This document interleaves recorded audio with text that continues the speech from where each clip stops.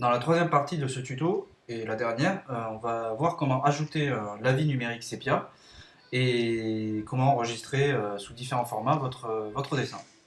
Donc, pour ajouter un avis numérique sépia, en d'autres termes, nous allons ajouter différentes teintes et nuances monochromes au dessin. Et par la suite, nous allons ajouter au dessin un aspect sépia. Et pour cela, nous allons utiliser et combiner trois outils. On va commencer par créer un dégradé, ensuite on va utiliser un masque et les pinceaux. Donc on va créer un dégradé et nous allons faire, donc je vais vous montrer comment créer un dégradé. Donc il suffit d'aller ici, dans la barre d'outils et de cliquer sur ce petit rectangle avec un dégradé dessus.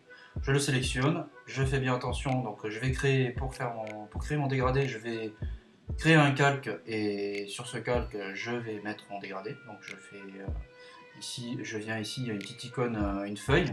Donc je clique sur la petite icône feuille et voilà, j'ai créé mon dégradé. Et sur ce dégradé, sur ce calque, pardon, je vais mettre mon dégradé. Donc je sélectionne mon outil dégradé ici et ensuite je vais aller dans les options du dégradé. Parce que là c'est un dégradé par défaut. Donc en haut vous verrez qu'il y a un petit dégradé qui s'affiche. Il suffit de cliquer dessus et là j'ai mon éditeur de dégradé qui s'affiche.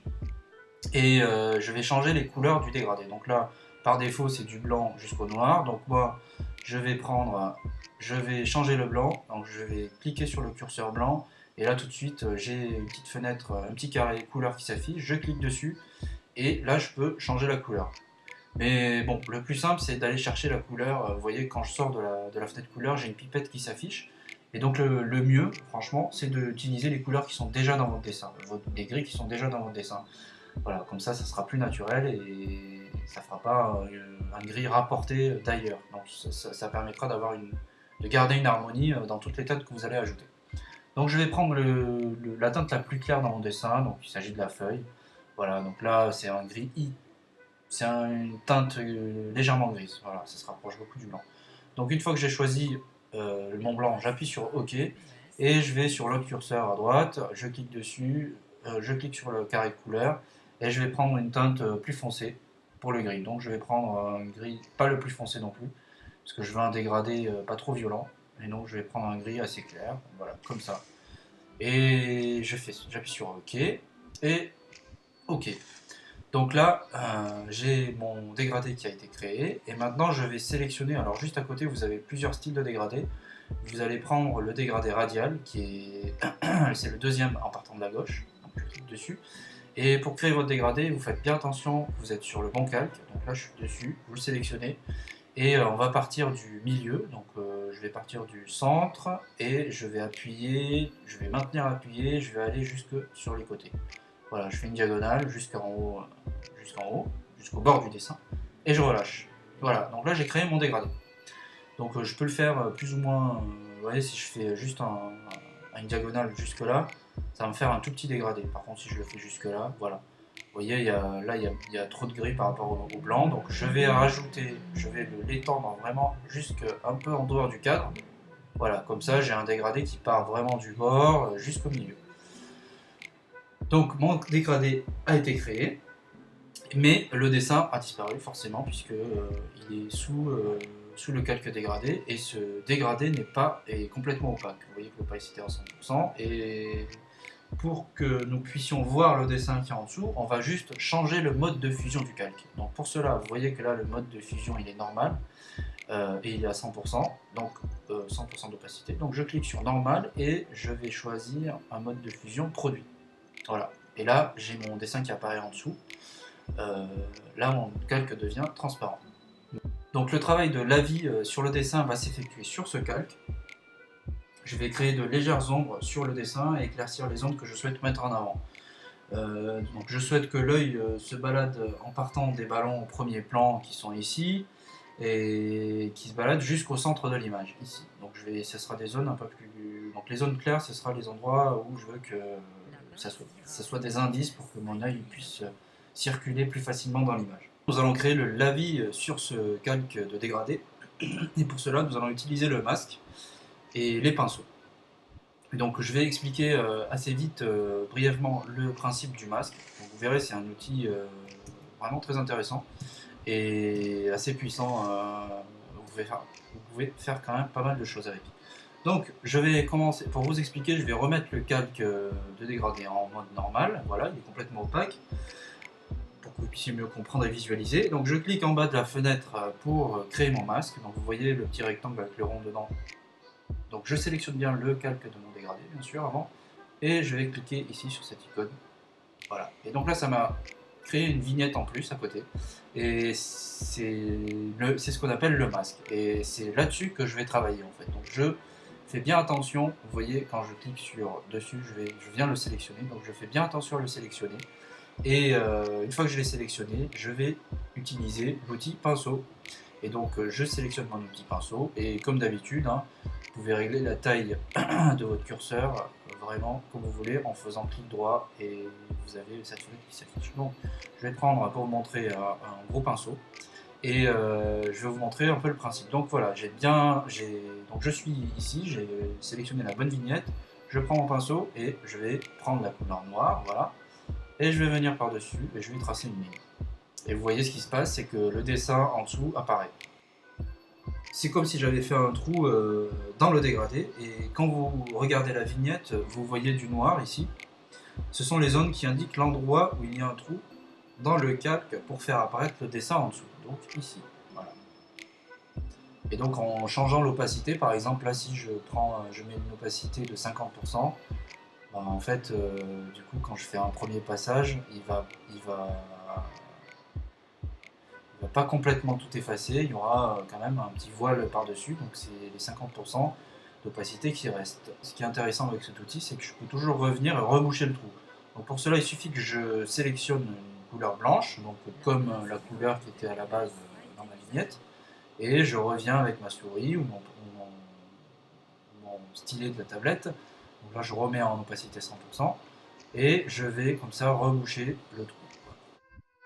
Et donc je retrouve l'état initial de mon dégradé. Vous voyez que là, finalement, mon dégradé est toujours comme au début, il n'a pas changé. Donc maintenant que je vous ai expliqué un peu le principe du masque, je vais continuer le lavis. Donc je vais revenir à l'état, je vais remettre mon calque en mode produit, voilà. Et je vais utiliser différentes tailles de pinceaux et différentes opacités pour créer mes zones un peu, enfin pour éclaircir certaines zones du dessin. Et donc là, je vais choisir un diamètre assez élevé, voilà, en choisissant un contour diffus. Et je vais mettre directement une opacité de 75, voilà. Et je vais commencer à éclaircir certaines zones. Donc je choisis bien, je fais attention, là je suis sur le blanc, donc si je fais ça, rien ne se passe parce que ma vignette est déjà en blanc. Donc je me mets en noir, voilà, je choisis la couleur noire. Et donc là, je vais commencer à éclaircir certaines zones. Et donc moi, ce qui m'intéressait au début, c'était de mettre l'accent un peu sur les personnages ici et sur les éléments qui sont les ballons là qui sont au premier plan. Voilà. Donc je fais ça assez grossièrement. Alors, pas trop encore dans les détails, on va y arriver dans un second temps.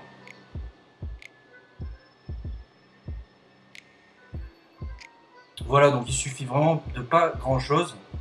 Donc là je suis à peu près satisfait. Alors pour accentuer un peu mes blancs à certains endroits, je remets une opacité de 100%. Voilà.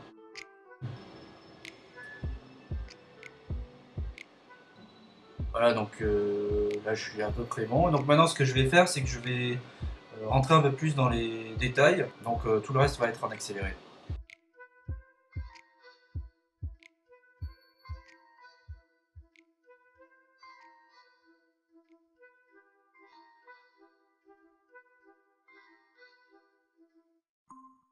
La base virale VPS a été mise à jour.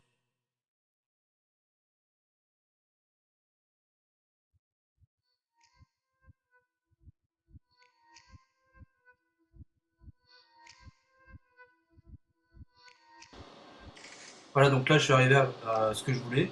Pour créer donc cette teinte sépia, rien de plus simple, il suffit d'aller, donc mettez-vous au-dessus, cliquez le calque tout en haut, sur le calque tout en haut, et on va en créer un par-dessus. Donc vous allez toujours sur ce petit rond en bas, là, sur l'icône du petit rond, vous cliquez dessus et vous cliquez sur filtre photo. Et là, tout de suite, vous allez avoir une fenêtre de réglage qui va s'afficher en même temps que le calque qui vient d'être créé. Et vous avez déjà des filtres pré-réglés, vous en avez pas mal. Donc il y a le filtre sépia. Et donc voilà. Et là, en fait, vous pouvez soit, vous avez la possibilité d'augmenter la densité du filtre ou de la réduire. Moi, je vais la mettre à, voilà, je vais la mettre à 30, 32, 30, voilà. Et donc là, on a notre teinte sépia. Et votre dessin est prêt à être enregistré et exporté. Nous allons maintenant enregistrer et voir les formats que vous pouvez faire pour exporter votre dessin. Donc avant d'enregistrer, déjà on va faire fichier enregistrer pour enregistrer le PSD, tout ce qu'on a fait. Et avant d'exporter en format JPEG, on va fusionner tous les calques. Donc pour sélectionner tous les calques, vous cliquez sur le premier, ensuite vous maintenez la touche Shift enfoncé et vous cliquez sur les autres calques, comme ça, et donc vous allez pouvoir sélectionner tous les calques. On va les dupliquer, donc je relâche et je fais clic droit, dupliquer les calques, voilà.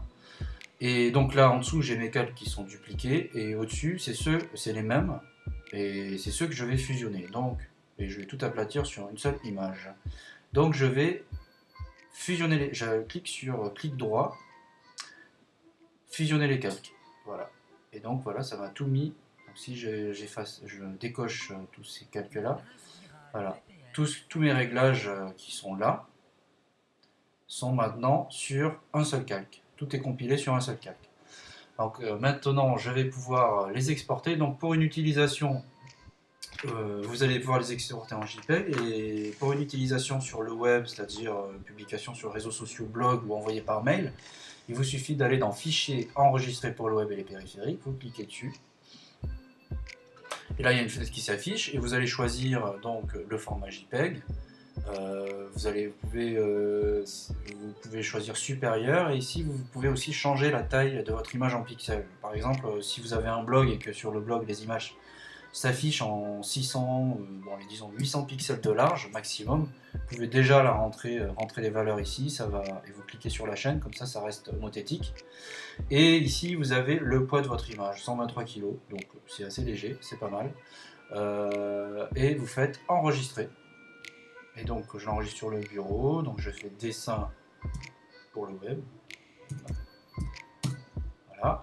Et maintenant si vous voulez l'enregistrer pour une impression, avant de l'enregistrer, vous allez dans Images, Mode, et vous le mettez en CMJN. Donc ça c'est un mode colorimétrique pour les impressions, spécifique aux impressions.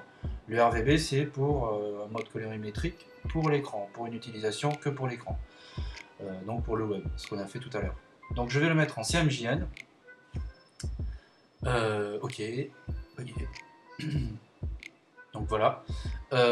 Donc le dessin aura peut-être un peu, les teintes du dessin auront peut-être un peu changé, parce que là c'est vraiment les couleurs qui s'affichent, c'est les couleurs qui sont imprimables. Parce que dans le mode RVB, en fait, vu que c'est des couleurs écran, il y a des couleurs qui sont impossibles à imprimer. Donc c'est pour ça que quand on le met en CMJN, en fait, il va convertir l'image en des couleurs qui sont imprimables. Voilà. Donc je fais maintenant, une fois que j'ai fait ça, je fais enregistrer sous. Et je vais ici, je choisis le format JPEG. Et je fais. Donc là, je vais faire dessin.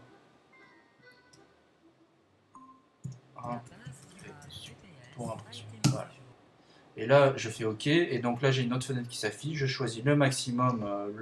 La barre, là, je la monte au maximum. Je fais OK. Et là, normalement, j'ai tous mes dessins qui sont enregistrés.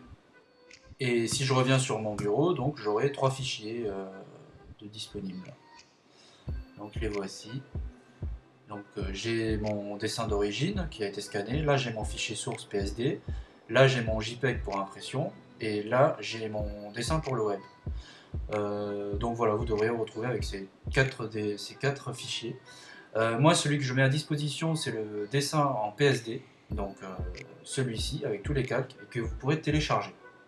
Donc vous pouvez tout de suite commencer maintenant à réaliser ce tuto. Si vous n'avez pas de dessin, vous pouvez refaire grâce au fichier source mis à disposition à la fin de l'article. Pour ceux qui regardent la vidéo sur YouTube, cliquez sur le lien dans le descriptif de la vidéo, juste en dessous. Ce lien va vous amener sur l'article du blog et ainsi vous pourrez télécharger le fichier source et le refaire chez vous. Voilà, bah, je vous remercie de m'avoir suivi et je vous dis à très bientôt.